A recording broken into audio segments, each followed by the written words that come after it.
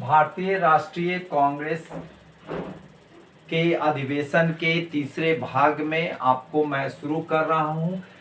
पिछले द्वितीय में हम 1923 तक आए थे और आज 1923 का जो विशेष अधिवेशन है उस पर चर्चा करने जा रहे हैं। यह दिल्ली में विशेष अधिवेशन किया गया था और मौलाना अबुल कलाम आज़ाद इसके अध्यक्ष हुए थे। यह भारत के जितने भी कांग्रेस के अध्यक्ष हुए थे या विदेशी अध्यक्ष हुए थे, भारतीय राष्ट्रीय कांग्रेस के सभी अधिवेशनों में सबसे कम उम्र के यह थे। मात्र उस समय इनकी उम्र जो थी 35 वर्ष थी। तो यह आप लोगों को कभी कभी पूछता है कि सबसे कम उम्र के कौन हुए थे, तो यह सबसे कम उम्र के 35 वर्ष के यह अध्यक्ष के रूप में हुए थे। और यह जो है आपको स्वराज दल को कांग्रेस अधिवेशन में यह जो है प्रवेश कराने के लिए यह विशेष अधिवेशन किया गया था। मैंने चर्चा किया भी था कि स्वराज दल 1922 में अलग हो गए थे, अलग बना दिए गए थे। आपको 1922 का जो अधिवेशन था गया में हुआ था, जिसके अध्यक्ष देशबंधु चितरंजन दास थे और वहां पर कांग्रेस ने पारित कर लिया था कि हमको विधान परिषद में भाग नहीं लेना है। लेकिन आपको स्वराज दल के लोग, जिसमें आपको अध्यक्ष उस अधिवेशन के भी अध्यक्ष और स्वराज दल के अध्यक्ष के रूप में चितरंजन दास ने कहा कि नहीं, हम लोगों को विधान परिषद में भाग लेना है। और इसलिए उन्होंने कलकत्ता में एक अधिवेशन के कायम किए और उस अधिवेशन के तहत मोतीलाल नेहरू सचिव और अध्यक्ष के रूप में, स्वराज दल के अध्यक्ष के रूप में आपको सीआर दास हुए। विट्ठल भाई पटेल, वल्लभ भाई पटेल के बड़े भाई भी इनके साथ थे और भी कई प्रबुद्ध और नामचीन कांग्रेसी नेता उसमें शामिल हुए। तो इसको देख करके और उसमें दो भाग हो गए और यह दो भाग था, पहला था परिवर्तनकारी, दूसरा था अपरिवर्तनकारी। परिवर्तनकारी वह कहलाए जो आपको विधान परिषद के चुनाव में भाग लेने के लिए तैयार थे, जिसमें सीआर दास, मोतीलाल नेहरू, आपको विट्ठल भाई पटेल, इन सब लोगों को परिवर्तनकारी कहला है। और अपरिवर्तनकारी में वल्लभ भाई पटेल, डॉक्टर राजेंद्र प्रसाद वगैरह अपरिवर्तनकारी का है। तो इसमें क्या हुआ, स्वराज दल के जो गठन हुआ उसमें प्रबुद्ध लोगों और काफ़ी जाने माने नामचीन व्यक्तियों के द्वारा गठन किया गया था, और उन लोगों को जब आपको चुनाव हुए उसमें बहुत बड़ी जीत हासिल हुई।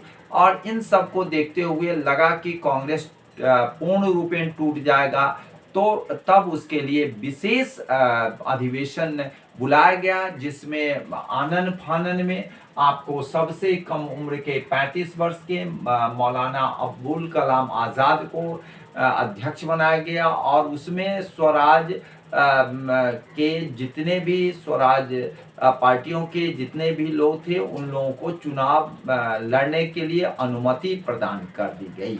यही इसीलिए मुख्य रूप से बुलाया गया था। मैंने आपको चर्चा किया था कि आपको 4 बार कांग्रेस में विभाजन हुआ था। एक सूरत में 1907 में गरम दल नरम दल का विभाजन हुआ था। दूसरे 1918 में मॉन्टेग्यू चेम्सफोर्ड रिफॉर्म के कारण आपको सुरेंद्र नाथ बनर्जी गवर्नमेंट के पक्ष में थे, मॉन्टेग्यू चेम्सफोर्ड रिफॉर्म के पक्ष में थे, और अन्य कांग्रेसी अलग थे। और हसन इमाम जो पटना खगौल के रहने वाले थे, बैरिस्टर थे, उनकी अध्यक्षता में बम्बई में हुआ था अधिवेशन। तो 1918 में दूसरा हुआ और 1922 में गया में विभाजन हुआ स्वराज पार्टियों के द्वारा, वह हो गया। और चौथा जो हुआ, जो 1939 में त्रिपुरी सेशन में आपको सुभाष चंद्र बोस के नेतृत्व में फॉरवर्ड ब्लॉक की निर्माण हुआ। तो यह चौथा विभाजन हुआ। 4 विभाजन कांग्रेस ने झेला था, इसलिए आपको स्वतंत्रता से पूर्व की बात मैं कह रहा हूं। तो यहाँ पर क्या है कि कांग्रेस अब इस पक्ष में नहीं थी कि हम विभाजन को देखना पड़ेगा, तो इसलिए इन लोगों ने तुरंत आनन फानन में आपको दिल्ली में विशेष अधिवेशन कर उनको मान्यता प्रदान कर दिया गया कि आप जो है आप विधान परिषद के चुनाव में आप भाग ले सकते हैं। तो इसके बाद से क्या हुआ कि बाद में 1924 में बेलगांव सेशन में गांधी जी जिसमें अध्यक्षता किए थे, उन्होंने स्वागत किया और इस बात को खत्म कर दिया गया और उस आपको दास और गांधी दास पैक्ट भी हुई थी। तो यह उसके बाद से यह चैप्टर क्लोज हो गया। और अब फिर से मैं आपको इसमें एक चीज और बता देना चाहता हूं, नागपुर झंडा सत्याग्रह की सफलता पर बधाई दी गई थी। यह एक बहुत बड़ा निर्णय था। मैं अब 1924 में आ रहा हूं, जो बेलगांव कर्नाटक में है। महात्मा गांधी जी इसके अध्यक्ष हुए। महात्मा गांधी एक ही बार अध्यक्ष हुए थे, इसको ध्यान में रखेंगे। और बेलगांव से कभी भी कंफ्यूज नहीं करेंगे आप लोग कि बेलगांव मीन्स गांव में हुए हैं। गांव एक ही है, जो आपको आगे हम चर्चा करेंगे। 1937 में फैजपुर जो महाराष्ट्र में अवस्थित है, और वहाँ एक फैजपुर एक गांव है, उसमें हुआ था। पूरे कांग्रेस के जितने भी अधिवेशन हुआ, फैजपुर जो महाराष्ट्र अवस्थित है वह एक बार ही गांव में हुआ था। यहाँ गांव से मत कंफ्यूज करेंगे, यह गांव नहीं है। तो बेलगांव जो 1924 में कर्नाटक में अवस्थित है, महात्मा गांधी अध्यक्ष हुए। और यही आपको स्वराज दल को मिलाने के लिए और उनको कि आप लोगों को जो भी हम लोगों से अगर आपको किसी तरह के अपमान या किसी तरह के विरोध की बात होती है तो उसको ख़त्म कर दीजिए। हम लोग अब गले मिलेंगे और हम लोग एक साथ काम करेंगे। इसलिए गांधी दास पैक्ट हुआ था इसी सेशन में। दूसरे में मुस्लिम लीग अलग हुआ 1924 में। अस्पृश्यता की समाप्ति और वाइकोम सत्याग्रह का प्रस्ताव पारित किया गया। वाइकोम सत्याग्रह जो था दक्षिण में विशेष करके केरल और तमिलनाडु में आपको मंदिर में प्रवेश करने के नहीं दिया जाता था। आपको विशेष करके आपको दलित और आपको गिरिजन लोगों को मीन्स एसटी लोगों को, शेड्यूल कास्ट लोगों को, शेड्यूल कास्ट शेड्यूल ट्राइब को, शेड्यूल कास्ट और शेड्यूल ट्राइब के लोगों को, गिरिजन मीन्स शेड्यूल ट्राइब होता है, तो वह जो है आपको नहीं प्रवेश करने दिया जाता था। इसी प्रवेश मंदिर प्रवेश को ध्यान में रख करके यह वाइकोम सत्याग्रह हुआ था। इसका कांग्रेस ने समर्थन किया, नहीं मंदिर में प्रवेश सभी के लिए होनी चाहिए, और इसका समर्थन किया। एक बहुत बड़ी क्रांतिकारी यह विचारधारा थी और इसका समर्थन आपको कांग्रेस पार्टी की है।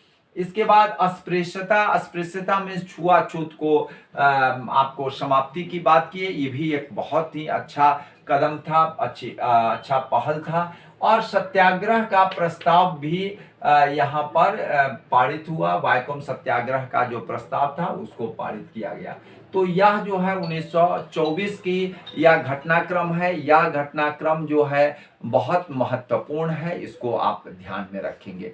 चलिए मैं आपको एक और चीज आपको आगे बता रहा हूं कि इसी आयोजन में आपको मैं बतला रहा हूं कि थियोसॉफिकल सोसाइटी का जो अडयार में संस्थापक थी आपको वह इसमें आई हुई थी एनी बेसेंट।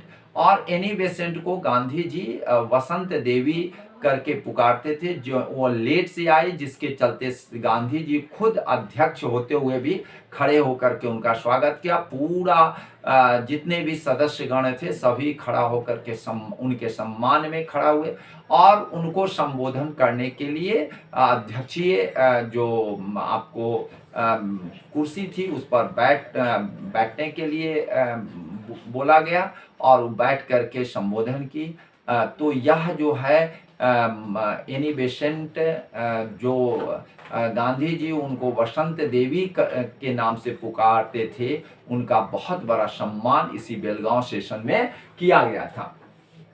मैं आपको आगे बतला रहा हूं कि 1925 में कानपुर में हुआ था। सरोजनी नायडू वह भारत की प्रथम महिला अध्यक्ष बनी।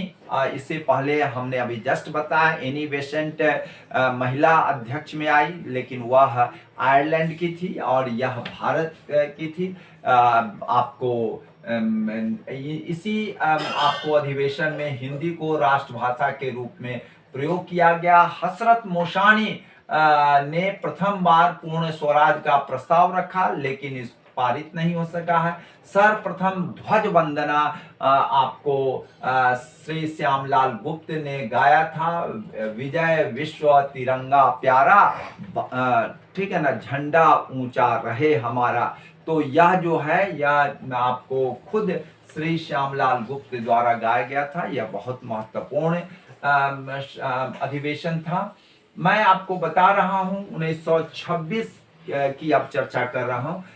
गुवाहाटी में यह आपको आयोजन हुआ, अधिवेशन हुआ। श्रीनिवास आयंगर इसके अध्यक्ष हुए। कांग्रेसी नेताओं को खादी पहनना अनिवार्य कर दिया गया। यह खादी जो था, गांधी जी कहते थे अगर तुमको कोई रोजगार मिल जाए तो आप वह करो, लेकिन अगर रोजगार नहीं मिल रहा है और आपको काम करना है तो क्यों नहीं आप चरखे से सूत काटते हैं। सूत काटने में आपको जो मेहनत लगता है वह मेहनत आपको शारीरिक ऊर्जा प्रदान करेगा, तंदुरुस्त रखने का काम करेगा। दूसरे में आपको जो आपको कपड़े की दिक्कतें हैं उस दिक्कतों को पूरा करेगा। केवल आपके लिए ही नहीं, पूरे जनमानस के लिए कपड़े की कमी को भरपाई करेगा। और कपड़ा केवल पहनने के लिए नहीं होता, मौसम की प्रतिकूलता के विरुद्ध भी लड़ाई करने में यह जो है सो कपड़ा मदद करता है। दूसरे में कपड़ा हमारे इज्जत का जो प्रतीक है, क्योंकि कपड़े औरत और पुरुषों के लिए बहुत ज़रूरी है, तो उसके प्रतीक है।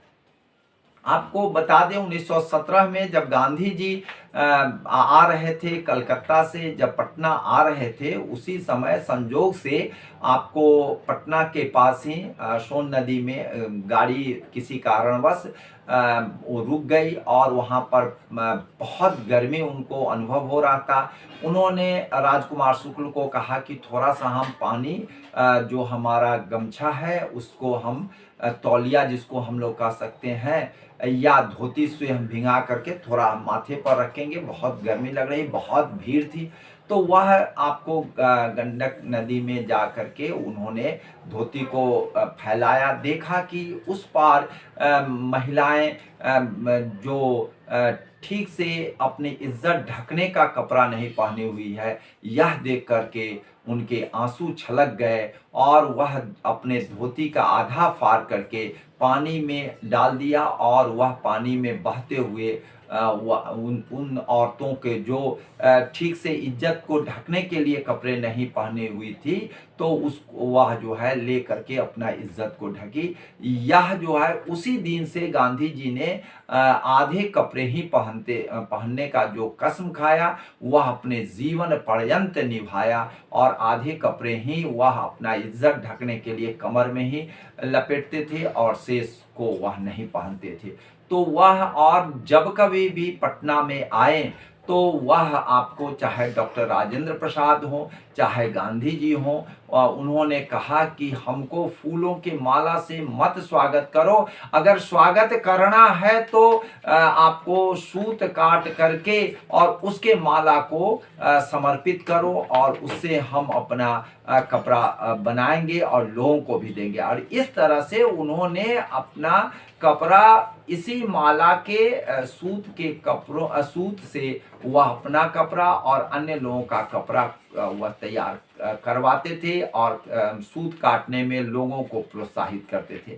तो खादी पहनना आपका एक ड्रेस कोड नहीं था, उस समय निहायत जरूरी थी। और गांधी जी सबसे पहला चाहते थे कि हमारा इज्जत ढकने के लिए कपड़े हमारे सारे जनों को मिल जाना चाहिए, इसलिए उन्होंने एक सदप्रयास किया और यह प्रयास के कारण ही आज हम लोगों के शरीर पर कपड़ा देखने को मिलता है। तो यह सभी के लिए आपको खादी पहनना अनिवार्य कर दिया गया। गुवाहाटी आपको श्रीनिवास अयंगर की अध्यक्षता में हुआ और स्वराजवादियों और राष्ट्रवादियों, मैं बार बार कह रहा हूं, स्वराजवादियों और राष्ट्रवादियों का यहाँ पर आपका आपस में मेल और गलबहियां ये लोग मिले और एक दूसरे का बहुत जोरदार स्वागत किया गया। मैं अब आ रहा हूं 1927 के अधिवेशन में, जहां पर डॉक्टर अंसारी जैसे विद्वान अध्यक्षता कर रहे हैं और मद्रास जगह है, और इसमें आपको साइमन कमीशन के बहिष्कार का नारा का प्रस्ताव पारित किया गया। साइमन कमीशन को काला कानून कहा गया क्योंकि बिना उस आपको जब चाहे ऐसा कानून था जो भारत के हित के लिए नहीं था, और उसमें जब चाहे जहां चाहे वह पकड़ ले, उसके विरुद्ध आप नहीं केस लड़ सकते हैं, नहीं आपका सुनवाई हो सकता है। तो इस तरह के यह जो है आपको कार्रवाई के विरुद्ध, साइमन कमीशन के विरुद्ध पूरे देश में इसका प्रतिरोध किया गया। तो यह जो है, इसमें साइमन कमीशन के बहिष्कार का नारा का प्रस्ताव डॉक्टर M.A. अंसारी की अध्यक्षता में यह प्रस्ताव पारित किया गया। इसको ध्यान में रखेंगे, बहुत महत्वपूर्ण है। 1928 में कलकत्ता में मोतीलाल नेहरू आए और इसमें क्या हुआ कि खास करके आपको युवाओं को आकर्षण पैदा करने के लिए आपको यहाँ पर भारतीय युवा कांग्रेस का गठन किया गया।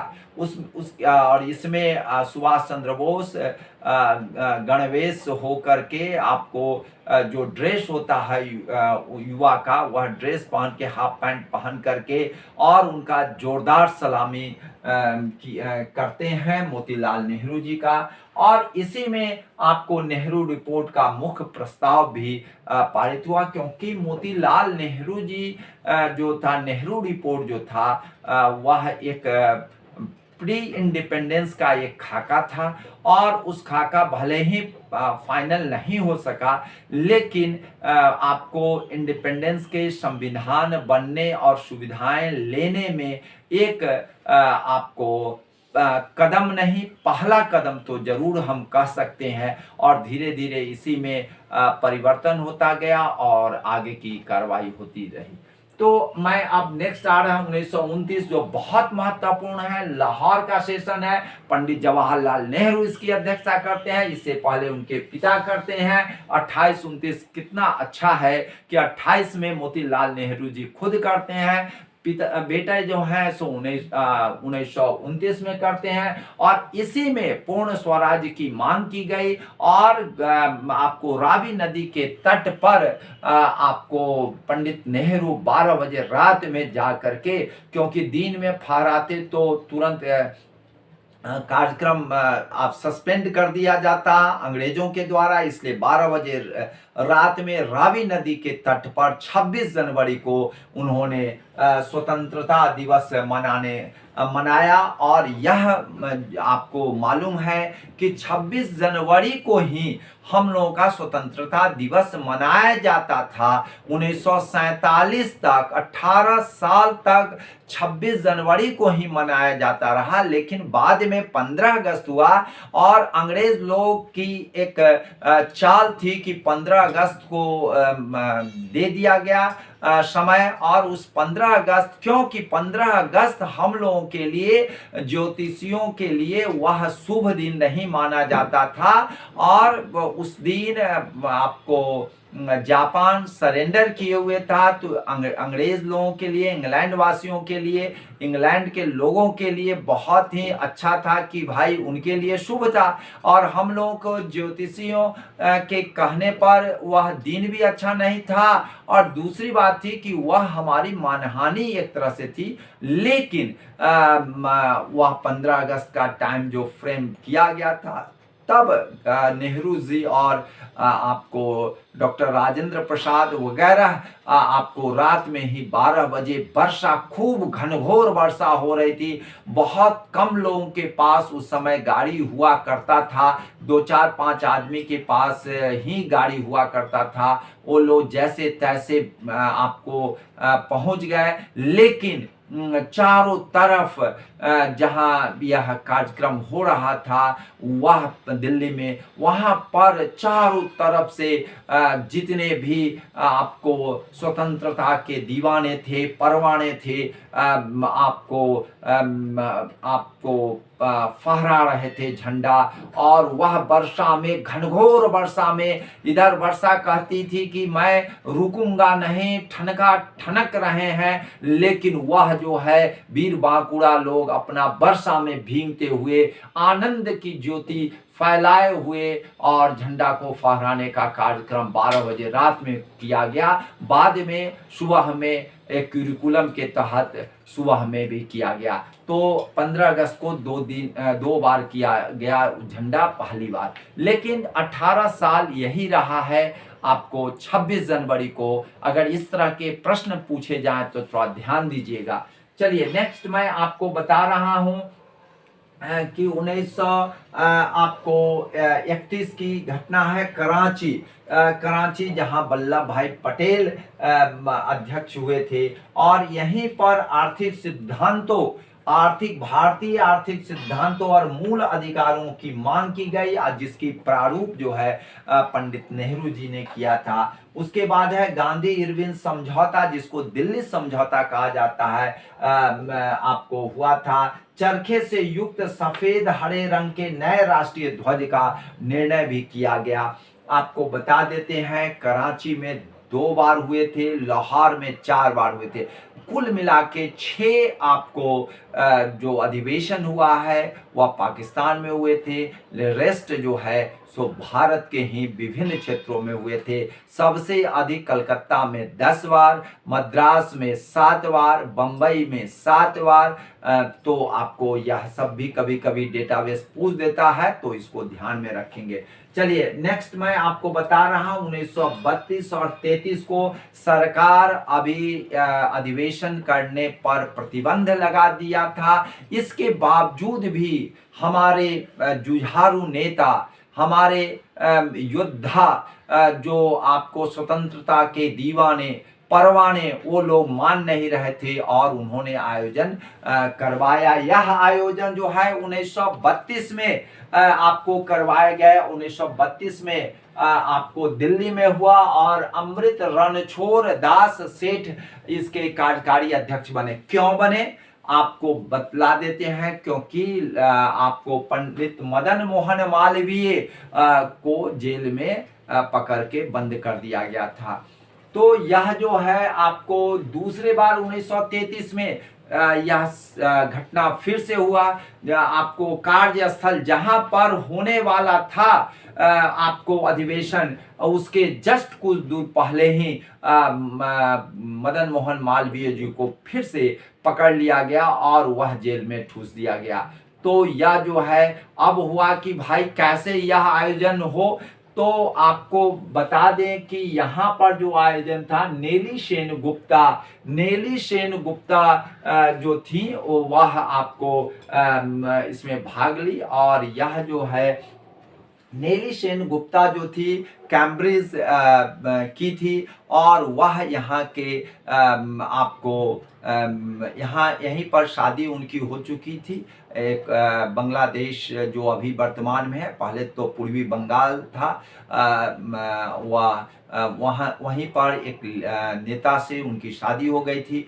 तो उनको कार्यकारी अध्यक्ष के रूप में चयनित किया गया, और वह चयन जो है सो बहुत ही अच्छा रहा, क्योंकि पुलिस जो थी वह यह अंग्रेज दिखती थी, अंग्रेज थी भी, तो नेली ग्रे नाम भी था। तो तो यह जो है सो उसको पकड़ नहीं पाया, कंफ्यूजन में रह गया कि इनको यह ऑफिसर है कि बड़े पदाधिकारी है क्या है। तो इसके लिए कंफ्यूजन में आपको यह बहुत सारे लोग जो हैं कंफ्यूज रह गए और वह कार्यकारी अध्यक्ष के रूप में रही, और यहाँ पर जो है आपको कार्यकारी अध्यक्ष के रूप में कार्य की है। तो यहाँ पर मैं आपको बता देता हूँ, इस सम्मेलन में दो महत्वपूर्ण कार्य हुए थे। एक हरिजन सेवक संघ का गठन हुआ, दूसरे में हरिजन पत्रिका जो गांधी जी के द्वारा यह पत्रिका संपादित किया जाता था, तो यह जो है इसका जो है आपको मंजूरी मिली। तो हरिजन सेवक संघ और हरिजन पत्रिका का यहाँ पर प्रारूप तैयार हुआ, जो 1933 की घटनाक्रम है। फिर मैं 1934 में आ रहा हूँ, बम्बई में, जहाँ पर डॉक्टर राजेंद्र प्रसाद अध्यक्ष हुए और कांग्रेस समाजवादी पार्टी की स्थापना हुई, और निर्वाचित सदस्यों के लिए सर्वमताधिकार हुआ। इसी समय समाजवादी जो लोग थे, जैसे बिहार से जेपी से लेकर के अन्य कई लोग थे, तो वह जो है अंगड़ाई लेने लगा था, समाजवाद का विचारधारा अंगड़ाई लेने लगा था, और यहीं से शुरुआत एक तरह से शुरू हो गया था। तो इसलिए इन लोगों ने आपको समाजवादी कांग्रेस समाजवादी पार्टी की स्थापना की गई थी। 1936 में लखनऊ में पंडित जवाहरलाल नेहरू ने फिर जोर से कहा, क्योंकि बहुत तेजी से समाजवाद की बातें आने लगी थी, और आपको इससे इनको कहना पड़ा पंडित जवाहरलाल नेहरू को कि कांग्रेस का लक्ष्य समाजवाद है, मैं समाजवादी हूँ। तो इसका उन्होंने जोरदार रूप से प्रस्तुत किया। तो यह जो है, उसके बाद से 1937 में फैजपुर हम आ रहे हैं। फैजपुर एक गांव है जो महाराष्ट्र में है, जो कहाँ है, महाराष्ट्र में है, और वह एक गांव है, और पंडित जवाहरलाल नेहरू बैलगाड़ी पर बैठकर वहां पहुंचते हैं और एक गांव में वह संबोधन करते हैं। और यह जो है 13 सूत्रीय अस्थायी कृषि कार्यक्रम घोषित की जाती है। उस समय कम्युनिस्ट पार्टी के बड़े युवा लीडर के रूप में एम.एन. रॉय जो थे उस सम्मेलन में सम्मिलित हुए, जो भारत में कम्युनिस्ट पार्टी की स्थापना में उनका बहुत महत्वपूर्ण रोल है। बहुत बड़े लेखक, और कई देशों में यह जो है कम्युनिस्ट पार्टी से संबंधित कार्यक्रम और लेखन से जुड़े रहे बड़े विद्वान थे एम.एन. रॉय। तो एम.एन. रॉय इसमें एक युवा की हैसियत से उस में सम्मेलन में सम्मिलित हुए थे। यह बहुत महत्वपूर्ण बातें हैं, इसको ध्यान में रखेंगे। मैं 1938 में आ रहा हूँ, हरिपुरा, वही हरिपुरा जहाँ सुभाष चंद्र बोस अध्यक्ष होते हैं। गांधी जी के कथनानुसार, गांधी जी के निर्देशानुसार वह अध्यक्ष चुने जाते हैं, और उस अध्यक्ष के पद पर उनको रहते हुए आप यह समझ सकते हैं कई अच्छी चीजें शुरुआत होती है, जिसमें आपको झंडा गीत की स्वीकृति होती है, योजना आयोग की स्थापना। आप सोच सकते हैं कि 1938 में योजना आयोग की बात वह सुभाष चंद्र बोस करते हैं, और उनका दायित्व अध्यक्षता पंडित नेहरू जी को देते हैं। यह कितनी अग्र सोची है, इससे आपको समझ में आ जाएगा। दूसरा है विज्ञान परिषद की अध्यक्षता, जो उस समय के बहुत बड़े इंजीनियर सर विश्वेश्वरैया के नेतृत्व में अध्यक्षता में वह समर्पित करते हैं। तीसरी घटना है कि आपको डॉक्टर कोटनिस के नेतृत्व में आपको चीन में आपको एक चिकित्सीय दल भेजने के लिए, क्योंकि वहाँ बहुत जरूरी था, और हमारा भारत तो वसुधैव कुटुंबकम में विश्वास करने वाला है, और यह उसी को ध्यान में रख करके यहाँ से डॉक्टर कोटनिस के नेतृत्व में एक चिकित्सीय दल को भेजा गया। तो यह जो है सुभाष चंद्र बोस की बहुत अग्रसोची और बहुत ही सुलझी राजनीति को दिग्दर्शित करता है। चलिए मैं आपको बतला रहा हूं नेक्स्ट 1939 में त्रिपुरी जो मध्य प्रदेश में है, इसको ध्यान रखिएगा, मध्य प्रदेश वाला और यह महाराष्ट्र वाला जो फैजपुर है, ये दोनों का गांव दोनों का कहाँ अवस्थित है इसको पूछता है। फैजपुर जो महाराष्ट्र में है और त्रिपुरी जो मध्य प्रदेश है, मौमा है, इसको ध्यान रखेंगे। त्रिपुरी में सुभाष चंद्र बोस इलेक्शन लड़ना पड़ता है सुभाष चंद्र बोस को, और वहां पर गांधी जी एक कैंडिडेट खड़ा कर देते हैं और वह कैंडिडेट है आपको मुख्य रूप से डॉक्टर पट्टाभी सीतारमैया। डॉक्टर पट्टाभी सीतारमैया जो आंध्र प्रदेश के चिकित्सक हैं, और यह जो है खड़ा हो जाते हैं और जिसके कारण जो है इलेक्शन होता है। इलेक्शन में सुभाष चंद्र बोस उनको भारी बहुमत से हरा देते हैं, जिसके कारण गांधी जी को बहुत दुख होता है और उन्होंने यहाँ तक कह दिया पट्टाभी सीतारमैया की हार मेरी हार है, और उन्होंने सुभाष चंद्र बोस जीत जाते हैं, जबकि उनको 105 बुखार था और वह तबीयत खराब होने के बावजूद उस समय उपस्थित भी नहीं हो पाए। लेकिन उनके बाद में जो भी वह कहे बापू आप जो कमेटी के अध्यक्ष या जो भी आप निर्णय करना चाहते हैं आप कीजिए, लेकिन उन्होंने सहयोग करने से मना कर दिया। और 14 जो कार्यकारिणी के सदस्य थे उसमें 12 ने गांधी जी के निर्देशानुसार रिजाइन कर दिए, सहयोग नहीं कर पा रहे थे। मात्र 2 आदमी, एक शरद बाबू जो इनके बड़े भाई थे और एक पंडित नेहरू ने तटस्थता की भूमिका अदा की, जिसके कारण लास्ट में क्षुब्ध होकर के सुभाष चंद्र बोस ने फॉरवर्ड ब्लॉक नाम की एक पार्टी की स्थापना की। ये फॉरवर्ड ब्लॉक आप कहेंगे कि ये फॉरवर्ड नाम क्यों दिए, तो फॉरवर्ड विचारों से फॉरवर्ड, तो फॉरवर्ड इसलिए भी दिए क्योंकि सीआर दास जो उनके पॉलिटिकल गुरु थे, उनके नेतृत्व में एक पत्रिका निकलती थी फॉरवर्ड, तो उसके संपादक सुभाष चंद्र बोस थे। तो इन्होंने आनन फानन में उसी पत्रिका का नाम के से उन्होंने एक पार्टी की स्थापना की। फॉरवर्ड में फॉरवर्ड बैकवर्ड से मतलब यहाँ नहीं है, फॉरवर्ड पत्रिका के नाम से उन्होंने अपनी पार्टी का नाम फॉरवर्ड रख लिया था, फॉरवर्ड ब्लॉक। तो ब्लॉक में से एक पार्टी भी नहीं हुआ फॉरवर्ड ब्लॉक में, इसमें से हम आगे अग्र सोची है, इसलिए हम लोग फॉरवर्ड ब्लॉक है, एक सेक्शन है। उन्होंने कांग्रेस से रिजाइन तो किया, लेकिन उनकी भावना रिजाइन करने की नहीं थी, मजबूरन उन्होंने रिजाइन किया था। इसलिए कहे कि हम इस समझिए कांग्रेस में हैं, लेकिन हम एक अलग सेक्शन है जो फॉरवर्ड सेक्शन है, हम आगे की और अग्र सोची हम विचारधारा के हैं, इसलिए उनका नामकरण बड़ा अच्छा लगता है, फॉरवर्ड ब्लॉक। चलिए नेक्स्ट मैं आपको आ रहा हूं 1940 में। 1940 में रामगढ़ है। आपको एक प्रश्न मैं बार बार आपको याद करवाना चाहता हूं कि बिहार में 3 सम्मेलन हुए थे कांग्रेस के, एक 1912 जो आपको पटना में हुए थे, और दूसरा जो है गया में हुआ था, वह आपको 1922 के 12, 10, 22 आप ध्यान रखिएगा, और एक 1940 में हुए थे रामगढ़। उस समय झारखंड और बिहार एक साथ था।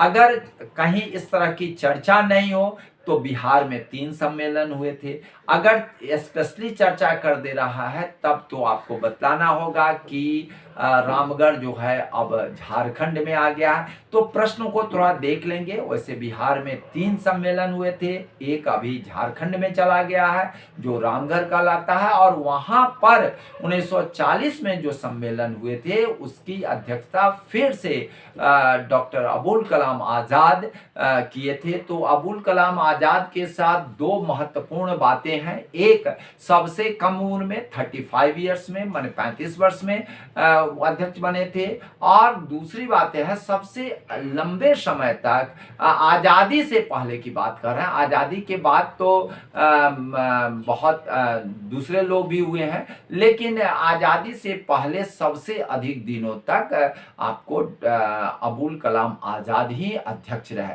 तो 40 से आपको समझ जाइए कि 45 तक आपको में 6 वर्ष आपको वह अध्यक्ष रहे सबसे अधिक समय तक, क्योंकि इस बीच में कई घटना ऐसी है कि उस घटनाक्रम में 1900 आपको आप जान ही रहे हैं कि द्वितीय विश्व युद्ध शुरू हो गया था। दूसरी बातें हैं कि क्विट इंडिया मूवमेंट, भारत छोड़ो आंदोलन शुरू हो चुका था, तो इसके तहत कांग्रेस का अधिवेशन नहीं हो पाया था। इसको आप ध्यान रखेंगे। और इसी समय आपको एक बात और आपको बता देते हैं, क्विट इंडिया मूवमेंट के बारे में बता देते हैं। Quit India movement Gandhi ji के द्वारा करो या मरो के नारे पर चला, डू एंड डाई की बात चली, और उसका यह क्विट इंडिया जो टर्म जो है यह बराबर पूछा जाता है। इसको ध्यान में रखेंगे। क्विट इंडिया टर्म जो है यूसुफ मेहर अली ने यह शब्द दिया था, टर्म दिया था, क्विट इंडिया। लेकिन गांधी जी इसको बहुप्रचारित किए। तो आपको मैं बता दूं कि आपको जैसे प्रश्न आएंगे उसको ध्यान में रख करके आप आंसर कीजिएगा।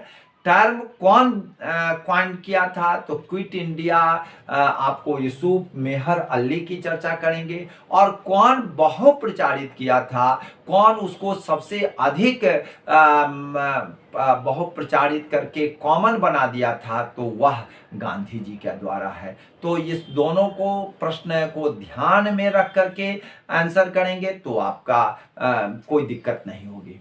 चलिए, मैं नेक्स्ट आपको आ रहे हैं हम 1946 में मेरठ में हुआ था। जेबी कृपलानी बहुत ही अच्छे लीडर थे। आपको बता देते हैं, आपको यह अंग्रेजी के प्राध्यापक थे, जबकि इंडियन हिस्ट्री और इकोनॉमिक्स से एमए किए थे, और आपको बिहार में ही थे। और बिहार में मुजफ्फरपुर में जो अभी एलएस कॉलेज कहलाता है, यह इसका नाम पहले आपको भूमिहार ब्राह्मण कॉलेज और ग्रियर्सन और ब्राह्मण आपको भूमिहार कॉलेज के रूप से जाना जाता है, लेकिन यह जो है अभी वर्तमान में लंगर सिंह कॉलेज के नाम से जाना जाता है। वहीं पर यह अंग्रेजी के प्राध्यापक थे। गांधी जी जब 1917 में आए थे आपको चंपारण सत्याग्रह के लिए, तो आपको railway station, Muzaffarpur railway station में अपने विद्यार्थियों के साथ